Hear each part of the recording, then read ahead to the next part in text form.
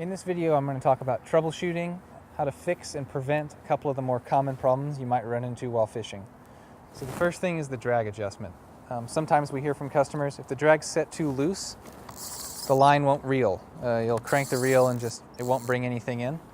This is a real easy fix. So if you're reeling and all you're hearing is that noise and it's not bringing in line, your drag's too loose. So this black knob here adjusts the drag. Just spin it towards the plus sign most of the way. What the drag does is it sets how much force is required to pull line off the spool. You want line to be able to pull out so that if you catch a big fish, it won't just snap the line, but you don't need it to be that loose. So spin it most of the way towards the positive, and then you should have no problems reeling again. We also hear about tangles. At some point, everybody gets tangled. My dad's been fishing for 50 years. He still gets tangled all the time. But I've got some tricks to help prevent them, and I can show you how to untangle some common tangles. So the biggest trick to not getting tangled, tangles are caused by the line loosely spooling into the reel and a loop getting caught up somewhere where it shouldn't be. So we want to reel in the line under tension. And the easiest way to do that is to get in the habit of pinching the line with my thumb and forefinger above the reel. And that puts tension on the line as I reel it in. Keeps everything tight and neat as it spools onto the reel. Sometimes you're going to get tangled though. Often this looks like you'll cast and your lure will go out 6 feet and then it'll stop short in the air and fall down and you just can't get line to go out past a certain point.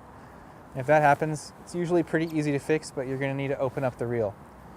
It's pretty easy to do. We got this orange cap on the reel, just like a light bulb. Screw it off. It works best if you keep the tip of the rod pointed up. You have gravity on your side, so you can pull this cap off, and if you've got the rod tip pointed down, the guts of the reel may fall out. Not a big deal. Put them back in there and point the rod tip up.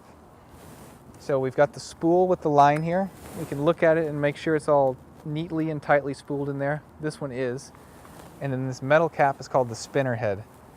Sometimes we'll get a tangle of line up under the spinner head, and that can be frustrating, but it's pretty easy to fix. We're going to have to remove the spinner head though. So with your left hand, pinch the body of the reel to hold everything in, and then brace the handle against the meat of your thumb.